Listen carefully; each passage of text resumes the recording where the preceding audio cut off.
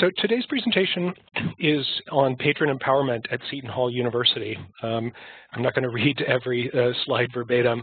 Really, the focus of today's presentation is talking about how Seton Hall, an OCLC WMS customer, integrated their EDS, their EBSCO Discovery system, with their ILS, with WMS. And so we'll both be talking today. Yes, hello, it's Elizabeth. Jumping in, saying hello. Go ahead. Thank you, Elizabeth. As Elizabeth and I have agreed, we are definitely going to, we've been very comfortable during this project working together. We are going to jump in and, as need be during today's presentation. And as you can see for the agenda today, Elizabeth is going to talk about Seton Hall's experience, as well as giving probably the thing you're most interested in seeing, a live demo, and talk about her experience. I'll pick it up with a little bit of background on what is required to participate within the ILS integrations and the patron empowerment within EDS. And then, of course, we'll both talk a little bit about what we've learned and what we feel are the next steps for today's presentation. So just as a bit of background, because I think sometimes it's important for, for my fellow librarians, I have an MLS. I've worked at University of Illinois Urbana-Champaign. I've worked at Harvard Law. I've worked at Harvard Business. I have brought up online circulation at 2 institutions. I have been a circulation administrator. I have been a copy cataloger, and I've done a retrospective conversion project in my career. I have a number of years in academic libraries, and then for the last 13, 14 years prior to joining EBSCO, I worked at Ex Libris, where I worked with Aleph, Metalib, and Voyager, and Primo, primarily Primo for the last few years before I joined EBSCO to work with EDS and the APIs. So with that, that's enough background on me, and I will turn it over to Elizabeth. Elizabeth, can I give you a presentation, or do you just want me to? Yeah, why don't you go ahead and do that? I'm sure. Yeah, not sure what I'm going to say after that. So let's see. So give me a second. Sure. And can everybody see me now? Here we go. Yeah. Can you see me now? Sure. Yes. Yes. Okay. Yes. Good. Hold on. Nope. Sorry about that. Okay, my name is Elizabeth Leonard. I'm the Assistant Dean at Seton Hall University. My background was in IT for most of my career, and about 6 or so years ago, I decided to make a change, went back to library school, and my first position was directing an online campus library, so I did all virtual work, and then came to Seton Hall about 2.5 years ago, and instantly started to automate things. That's what I've done throughout my career, is to put systems online, create systems, implement systems, make systems better, workflow, and that sort of thing. So when I got to Seton Hall in 2013, they had just signed with OCLC to implement WMS, WorldShare Management Services. The system was in the cloud, which was to our advantage. We wanted to get things off of the ground here and put it on somebody else's computer, calling it in the cloud, of course. And we had chosen to go with WorldShare Management System and also their collection manager, which is, some people know as their knowledge base, which is their electronic resource management system. We were very, very happy with the knowledge base collection manager, more or less, and very happy with the circulation functions and other functions that we had, but we were not as excited by the discovery layer, their WorldCat local and their WorldCat Discovery. We did already have, our EDS, and that we called Shoe Search, and you can see it right here. And we were concerned that moving to either WorldCat Local, which they essentially stopped developing, or working with, working with our, working with Discovery, which was just being created at the time, wasn't really going to be very helpful for us. We felt that it was taking a step back, and so we decided to keep EDS as our discovery layer and take WorldCat Local and use as an OPAC. We had been using WorldCat Local in the past, and we had a large percentage of faculty who enjoyed using it. They felt that it was very helpful, they knew how to use it, they were comfortable, and so what we did was we took all of the articles out of WorldCat Local and just literally using it as a book repository, you know, so people could find books. The issue, of course, is that we didn't know how to figure out how to make it easy to find books for those who wanted to use our discovery layer and easy for those who wanted to use WorldCat Local. If we had people on our discovery layer, and let me switch back to this page, we have our search our books here, which goes to WorldCat Local, and here, but you can also find books through shoe search. So if I go to one of my very favorites, books to find,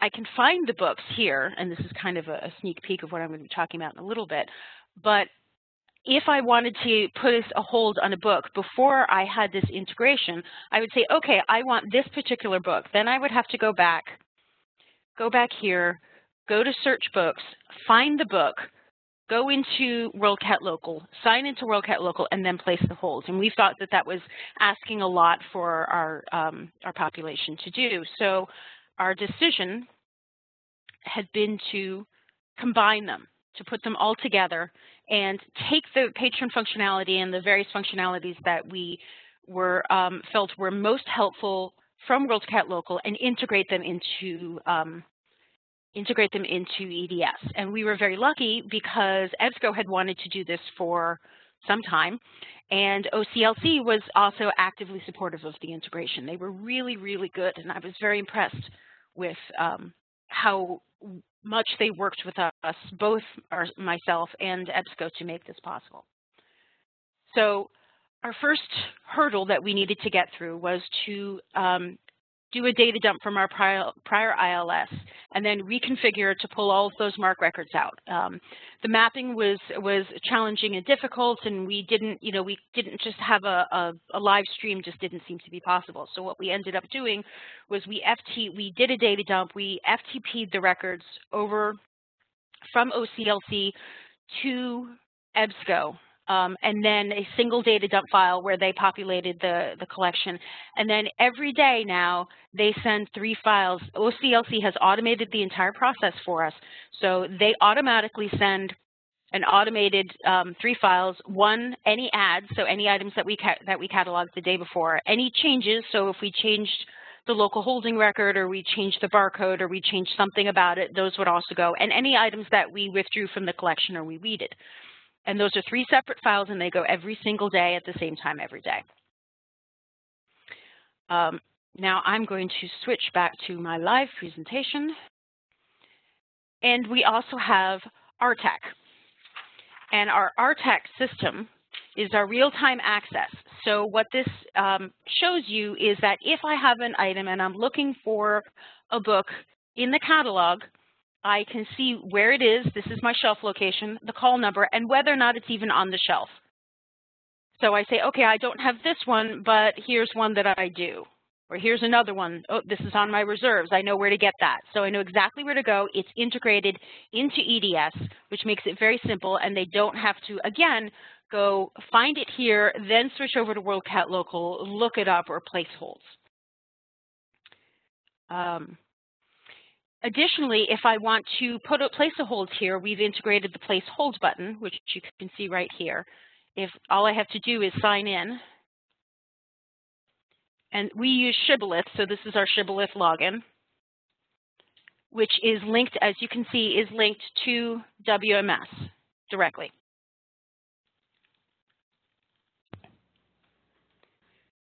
And while Elizabeth is logging in, for those of you who see the place hold button there, that's your first physical and sort of tangible indication that ILS integrations, the patron empowerment features, are available within an EDS catalog. Right. And we were also able to granulate that. So I can have an item for a place hold in the main collection show up, but you can see the item in the main reserves doesn't have a place hold button because you can't put items on reserve on hold. That was our executive decision. And all I have to do to place the hold is click on the place hold button, choose my pickup location. At this juncture, we have 2 locations. We have a seminary library and our regular library. We are looking to add our law school library soon. If I want to set a hold schedule, I can. So if I say I don't want to pick it up after my paper is due, I can choose that. Or I can't pick it up on the weekends or something, and click Submit. And that's it. And you will now see, give it a second to refresh, that I am first in line for this. The hold starts now. It ends automatically at the end of the semester. And if I want, I can click Remove here, and it will remove it. Additionally, you will see up at the top right screen, part of the screen here, and I'm kind of circling with my mouse, I hope everybody can see it, that you have a list of checkouts and items on hold. So I can see both of them, and to get to either one, all I have to do is click on it. And for those of you who might have a little bit hard time seeing the top right-hand side of the screen, it's My Checkouts 5, My Holds 2, Update My Account, just to make it a little bit easier. Thank you. So this section allows me, and now of course my name is blocking it, but hey, this section allows me to it's like a quick access. But if I couldn't get to it here, I can, over on the left side, you can see my folder. This is a representation, for those of you who are familiar with EDS, this is what EDS looks like, but what they've done is they've added in our holds and fees. I don't have anything overdue, surprisingly. And audiobooks, ebooks, if I've downloaded an ebook, I can do that directly. I can access those books here as well. Articles that I've saved. So everything is available in one place. Let's go to checkouts. So for an item that I've checked out, I have an item here that's overdue, and if I want to renew it, all I have to do is click on the Renew button. So it reaches in the system, and now it's grouchy. And now it's at the bottom of the list because it's the most recent item that I've checked out, and it's been updated to the end of the semester.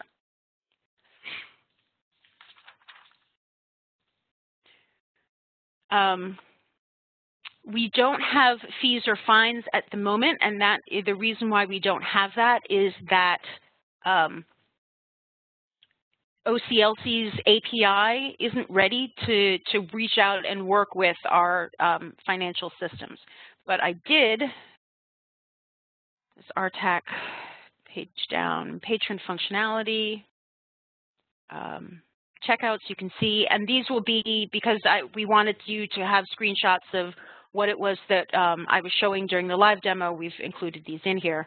So you can see the checkouts, the holds, and the fines. And this is an example of a fine thing. So obviously they can't pay on here simply because WMS doesn't have that functionality quite ready yet.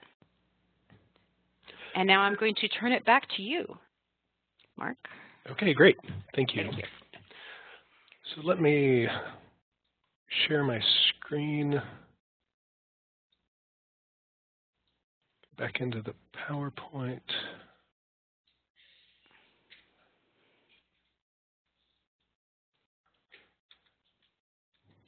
So one thing I might add to Elizabeth's demo is that when you're in EBSCO host folder, Elizabeth said this one way, and I think I might just add that the checkouts, the fees, and the holds are just added. They're additional lines within the EBSCO host folder.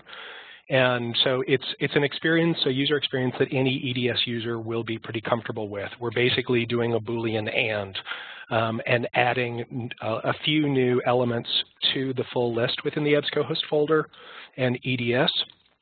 So it should be pretty simple. There we go. There's the screenshot. You know, all of the standard ebooks functionality, the articles functionality, if you've saved articles, will still be available. And at present, just to make one point clear, You can see an existing user's fines and fees from Seton Hall. It's just that Elizabeth's account did not have any at present. Elizabeth is exactly right. There's not yet capabilities for payment, and that's something that on both sides, OCLC and EBSCO, that would be another opportunity that we'll touch on just a little bit later in the presentation. That's one more thing that we can add or extend for patron empowerment functionality. And really, kind of taking one step back, this whole program for ILS integration for patron empowerment features in EDS, yes, it's allowing EDS to serve as the front end, but our main goal here is to allow the choice for the library, choice for the individual library to make decisions and to offer one unified interface for their users. You decide which one you want to work with. If you want to work with OCLC, if you want to work with CirceDynX, if you want to work with Innovative, if you want to work with Koha. Basically, the main point that we want you to know is that we are interested in working with any and all of our ILS partners, and that we offer patron empowerment or we offer metadata, EDS data in either venue.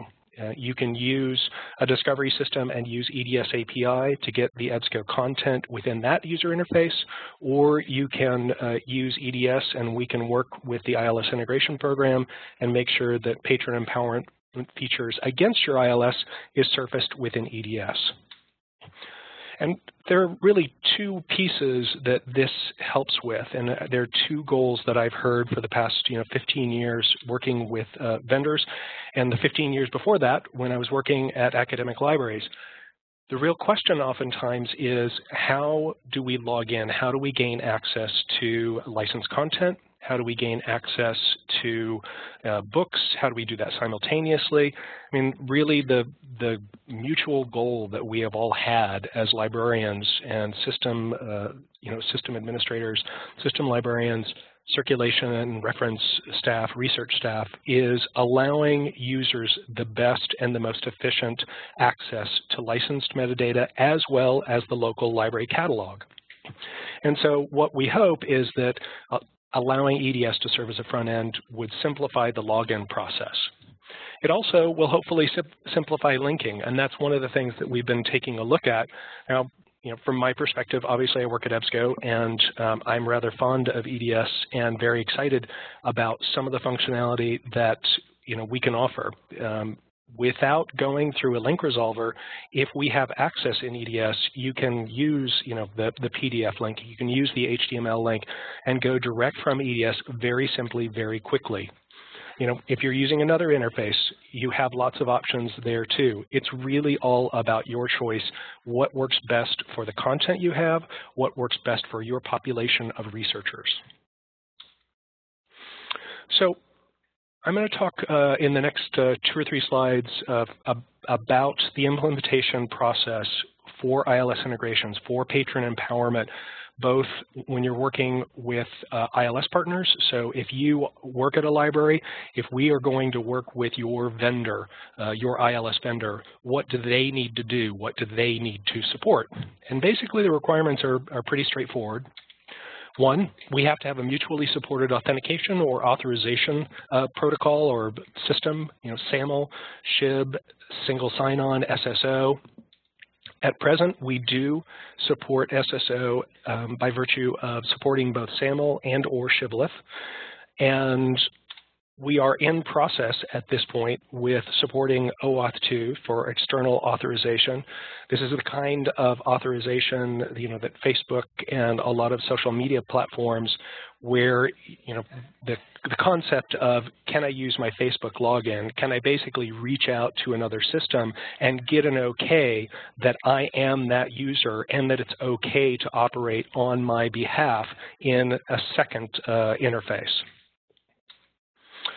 Basically, so we have to have a mutually supported authentication system, SSO or OAuth 2 in short process or in due time. And the real goal here is we have to have the persistent personal identifier. And this is the one sort of technical point I want to make sure that we talk about, because for any ILS vendor who is listening in on the webinar today, and the OCLC folks, as Elizabeth pointed out, were very supportive and worked very collegial with us on this program. Basically, we needed to make sure that we could get the ID number that would represent and allow a secure transaction on behalf of Elizabeth Leonard. When she logs in to her SAML-based single sign-on system within EDS and WMS, we need to know that yes, it's her, and yes, this is an ID that we can use persistently with API calls, or basically just calls back to the ILS to say, Elizabeth would like to renew this book. Is that okay to do on her behalf? And for those of you who might be joining from, let's say an OLIF or a Voyager system, sometimes the persistent personal identifier is not the ID of a specific user, but maybe it's a database number that correlates to that individual user. And I'll go way back into OLIF parlance and say, for example, the OLIF 00 barcode or ID number would be the system number of a specific patron, but the ID number would be the 01 ID. So I say that because I like to make sure that I'm clear with people and with anyone who's evaluating the ILS integration program that we don't necessarily have to be passing back and forth, someone's personal identification number. We can use a number that then allows us to act on their behalf. And obviously with OAuth 2, we might be talking not so much about passing an ID back and forth, but a secure token that allows us to operate on a patron's behalf. So mutually supported authentication, and basically the ILS vendor has to have patron empowerment functions. They have to have APIs that meet us halfway. So WMS definitely had these APIs, and we were basically able to reach out from our side and say, Elizabeth is logged in, she would like to renew a book. We'll pass the transaction request or the renewal request to OCLC. OCLC comes back and says, yes, this is renewed, and here's the new due date. Brings it back to us, and we display that. So those really are the two requirements that are in place at this point. For those of you who want to know the list of the patron empowerment functions, this is pretty much the full list. Authentication, not too surprisingly, we have to be able to log in, and we have to basically get the patron status, whether it's a user group or some level, granular level of patron permissions or attributes, and obviously checkout information, hold information, fine information. Probably the one thing I'd like to focus in on from this slide is when you're looking at the get pickup locations, we can pull back all of the pickup locations or all the service desks at your institution, at your library, but you may not want to expose all of those. We give you the option, let's say you have 3 service desks. You have a main library, you have a law library, and you have the archives. Now, at almost every library I have worked, you don't expose or you don't want individuals placing holds or placing a request that the Gutenberg Bible be brought up to the archives front desk, and it can be requested and then checked out and taken home. So there is granular levels of ability and exposure. We can get all of the pickup locations, but you decide which ones you want to expose, which ones are going to work best for your circulation and public services staff. And then that was talking about implementation workflow for a vendor. And the next slide is about implementation workflow for libraries, for probably the vast majority of you listening in on today's presentation. Number one, we need a test patron account so we can test that mutually supported authentication system. We need to have an EDS catalog, whether it's an existing one or a newly created or newly added catalog in your EDS. And we need to know or understand if you are going to support holds or not. There are definitely a great number of libraries that do not allow patrons to place holds. The librarians may be able to place the random hold every once in a while for a specific purpose, maybe pulling something back for reserves, but by and large, holds are not exposed to the general population. When you're talking about testing the patron account, we basically just need to make sure that the ILS vendor can return that persistent personal identifier that we can use on your behalf, on that patron's behalf, to make the calls. You know, can Elizabeth check out this book, or can she place a hold on this book? Can she renew this book? All of this dovetails really into local circulation policies. We're not making any of those decisions in EDS. We are basically sending to the ILS, and the ILS makes the decision with the given circulation policies, returns the answer to us. In terms of EDS catalog, whether it's an existing or newly created catalog, obviously, Elizabeth mentioned an improved catalog harvest workflow, making sure as much as possible that the workflow is automated and there's less manual intervention is always a good thing for your staff and staff time. And then finally, confirming circulating collections. Like I said, we pass back, or we rely on the source ILS to provide us your circulation policies and to enforce your circulation policies. Well, in EDS, we just need to know which resources, which books, which collections, which branch codes, if it's an innovative site, how do you make your decision on whether something can be checked out, whether something can be requested or have a hold placed on it? Well, it's pretty easy to do within EDS. The catalog team just asks you to confirm which collection codes, which books should have place hold buttons on them, and which ones should not. Pretty easy process. And I think going back to lessons, and here, definitely, Elizabeth, let me take one quick slice at this and then open it back up to you. In terms of lessons that we've learned for patron empowerment in EDS, at present, we're working with a single EDS catalog. We are evaluating support of multiple catalogs, and if that's something that is critical for you, that would be something that we'd want to talk about. But basically, the catalog records are loaded into EDS, and we can work with them with this patron empowerment program. The other lessons that I think are pretty critical, and I think Seton Hall has been a wonderful partner in this endeavor. Multiple staff members have been very participatory, very sharing, and very flexible in testing. When we say we want to optimize EDS and EBSCO linking, we want to make sure that you maintain access and you maintain all of the good EBSCO content that you already have access to, and we're just adding the patron empowerment features. So there are some reviews of linking structure or authorization types, with proxies, on campus and off campus. That's definitely something that we recommend, that you do some standard testing as you would with any implementation project with library software. And then, of course, test authentication early. I think the one thing I've learned with a couple of the sites that we've recently configured and they've gone live with the ILS integration program is that the authentication, test it really early just to make sure that both sides support that persistent personal identifier. That's probably the number one. Test that early, test that not so much often. Once you have it up and running, it's probably pretty good. Any additions to that, Elizabeth? I think that authentication is really important. Testing different types of profiles. So yes, we had some very complex users. We had students try things out. We had faculty and admin. We have different statuses in our own systems here, and those statuses did not change. And that it affects circulation issues, because faculty can take out items for a longer period than an administrator or students, and being able to test those were really important.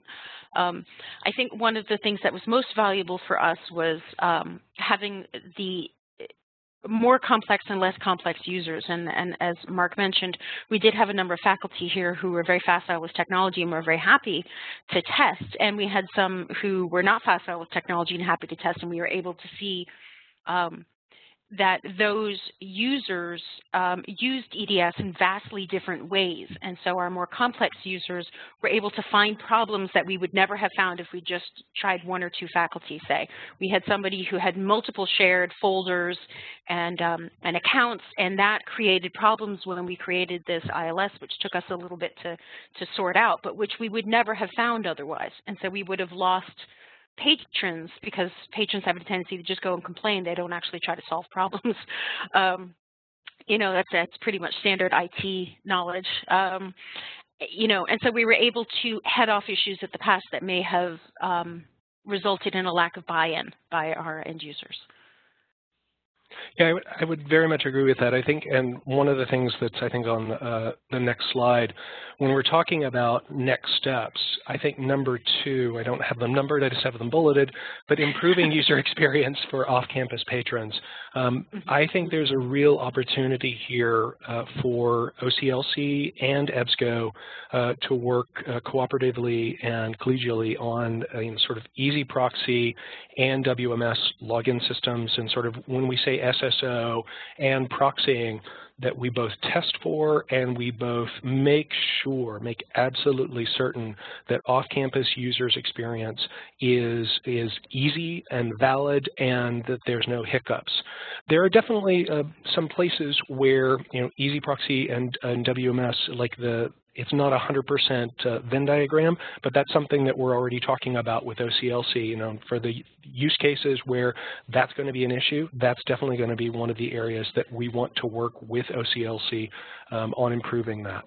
Yeah, so I'll jump in on that. Now, our experience has been that while we have shibboleth to log into your library account, if your off-campus users are going through our Easy Proxy server, which is not against shibboleth at the moment, it's LDAP with Active Directory backend. And what that's causing is that when they try to use their EDS account, and they have to log into their shibboleth, and they have to log in through the LDAP through the Easy Proxy, which is clumsy. And so what this is pushing us towards doing, which is something we've wanted to do anyway, which was to really push towards the single sign-in. And so we're actively moving towards shifting our Easy Proxy instance to shibboleth, so it will be truly a single sign-on environment. And that's something I'm very, very excited about. I hope to roll that out by the end of the semester. Great. Yeah.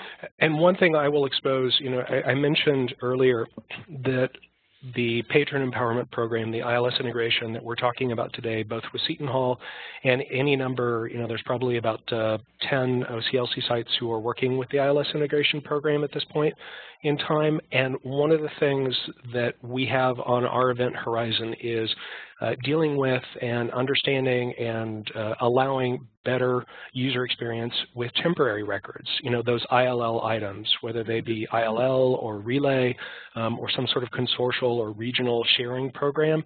And for very good reasons, and I understand them because I've been in that position at a circulation desk, that you might create a provisional record. You might create a provisional bib and a temp item record or holdings record that has a barcode and or allows you to track the usage of, let's say it's a book from Carnegie Mellon at Seton that's now being lent to a Seton Hall user.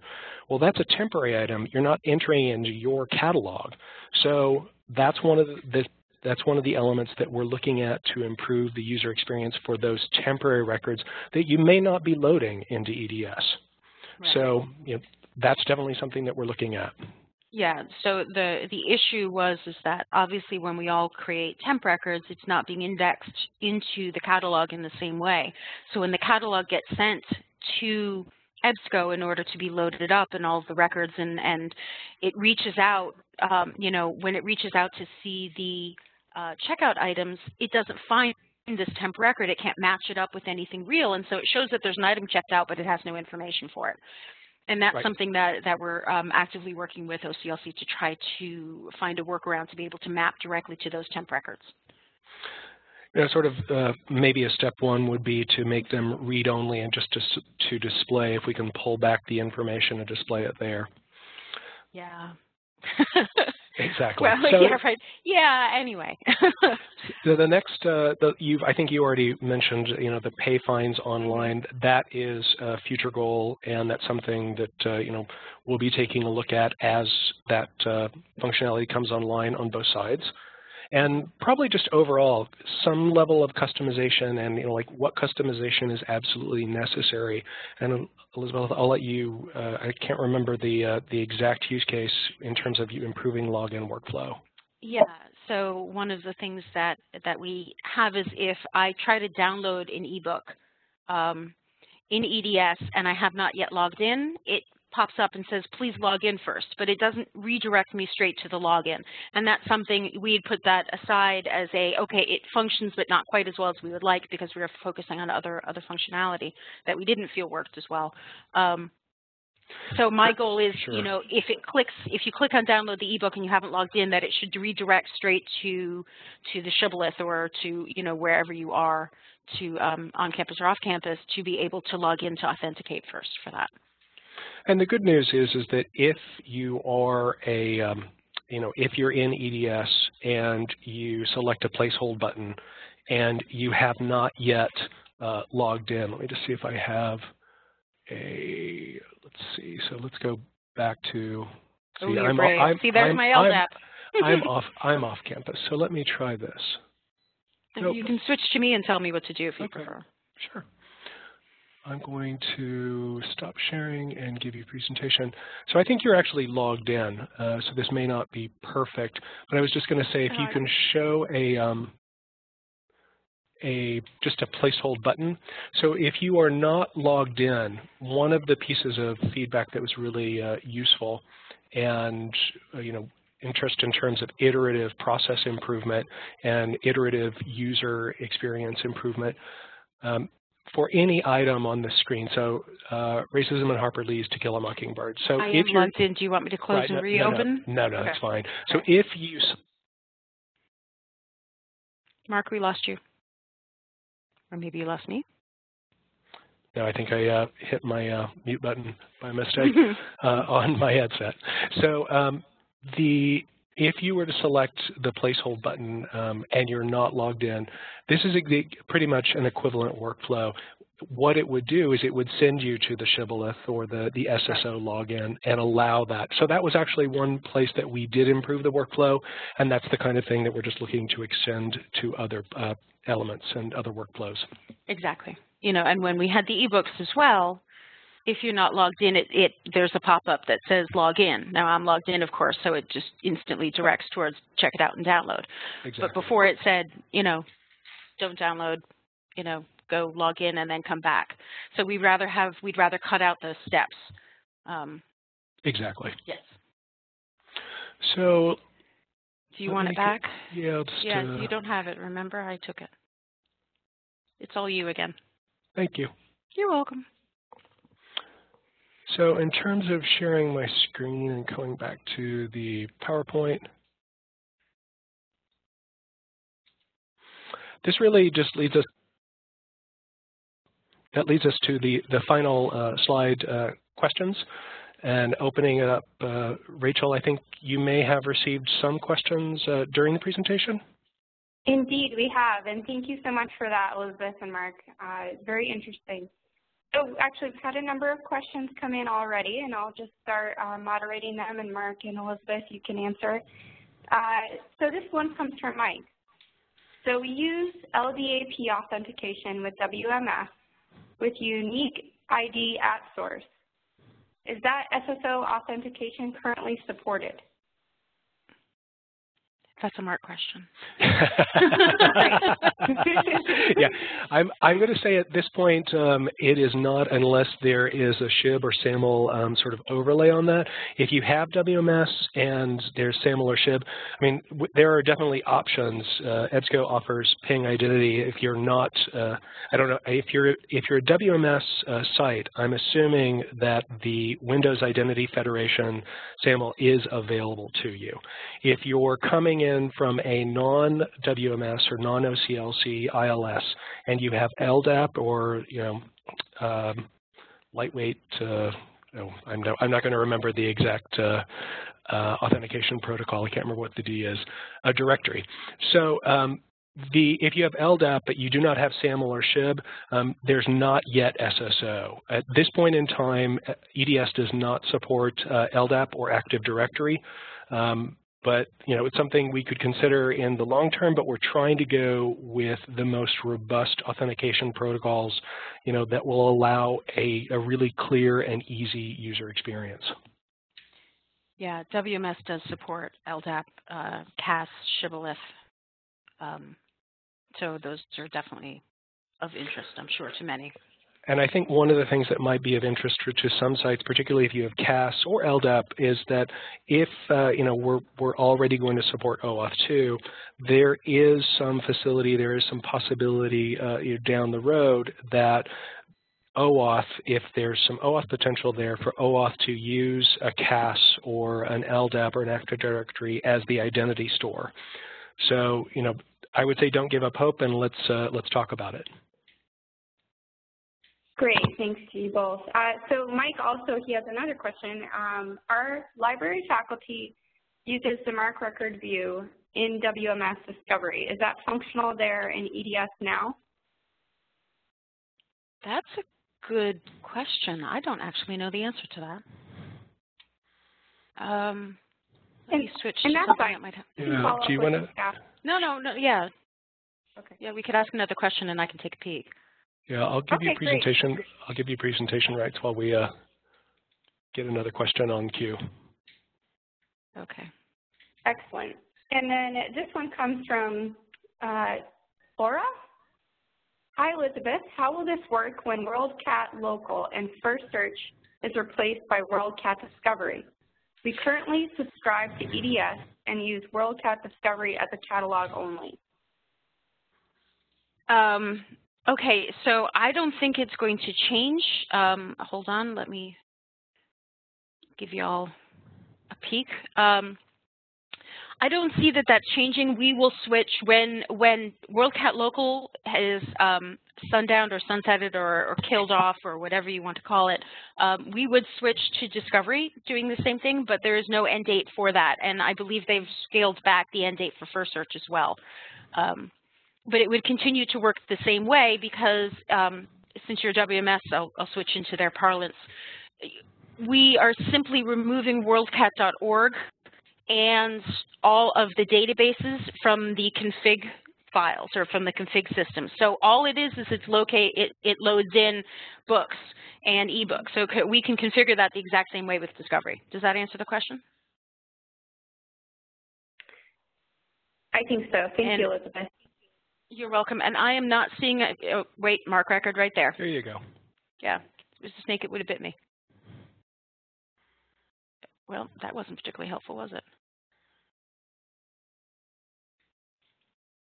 It's supposed to be the MARC record.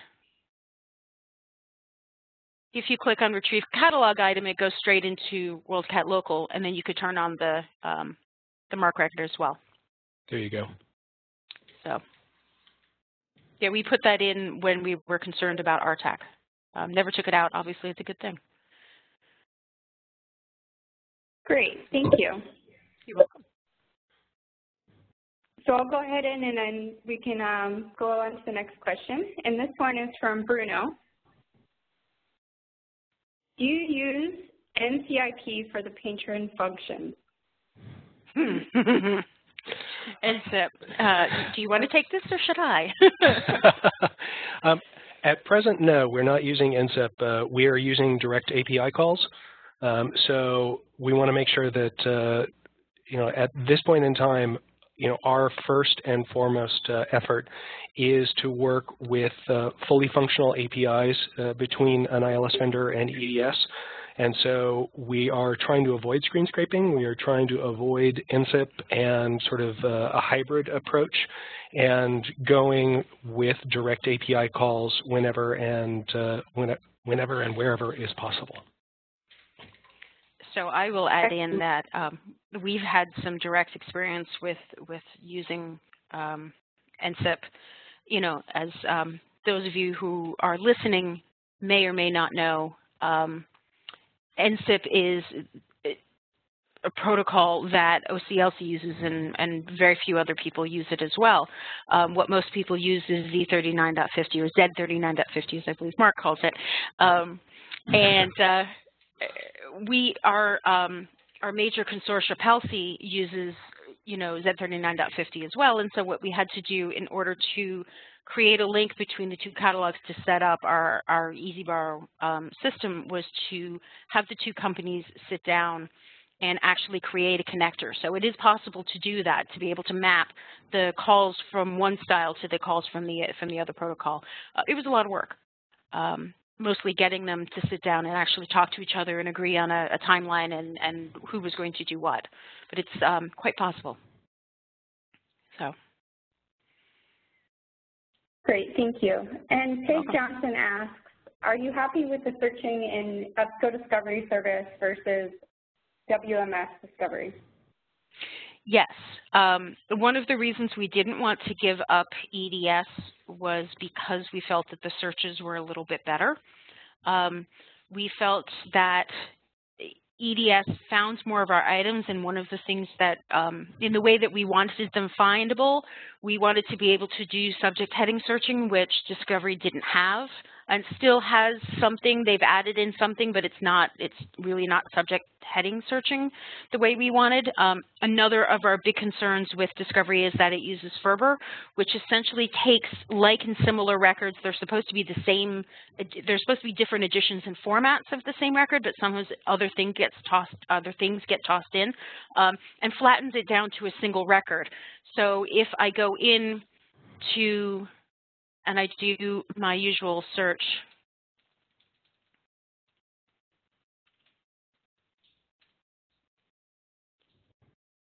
I have one item that comes up as that particular item, and it may or may not be available. This is new to have these. These are other additions, but I'd have to drill down in order to get them. And when I was in Discovery, it only showed you in the thing, and I can try to bring it up.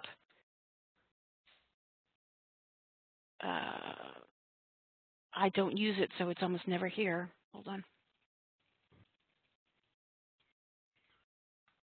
And this may have changed, but we'll try. Oops, and I can't spell either. Sorry about that.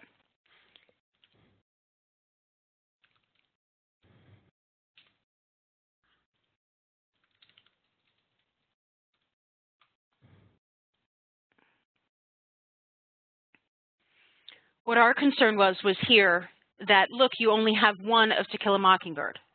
And in order to find the other editions, I have to drill down and to go down here, and then to know to go to editions and formats, and to continue to drill down. And we felt that our users we would lose them at this level where they see that there's only one.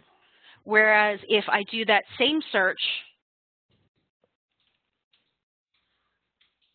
here, I'm not specifying the field, so of course I'm going to get this, and I'm going to get some critical theory, but I also get other versions of it. So if it's not available or it's reserved, I can continue to go down the list, and I see that we have other copies of it elsewhere in our libraries. Oh, and here's one, so I know I can find it. I spoke to OCLC about that, and their rationale was that when you have an ARL library might have 100 copies of something, and so they want that Ferber. But for me, I want my students to be able to see every item that's on the shelf. Hopefully that answered the question. Yes, I think so, and we'll wait for a response there. Is any in the meantime, Robin asks, we are a WMS library that uses EasyProxy to authenticate our resources from WMS Discovery now. Would we be able to transfer that to EBSCO Discovery? Mark? So the scenario, I think, as I heard it, was that you're using EasyProxy for access to the license resources from off campus.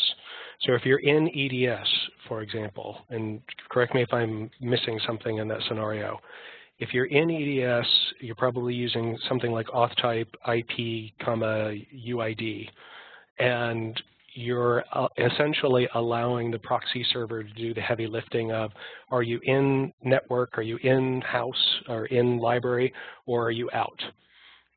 And so you're allowing institutional authorization or institutional authentication to licensed e-content.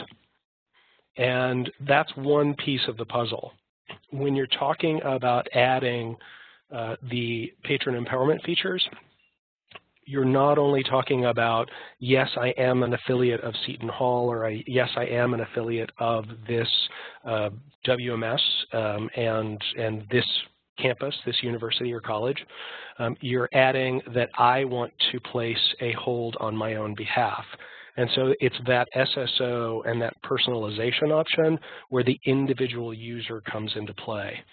So Easy Proxy, we're definitely going to continue talking with OCLC about Easy Proxy SSO.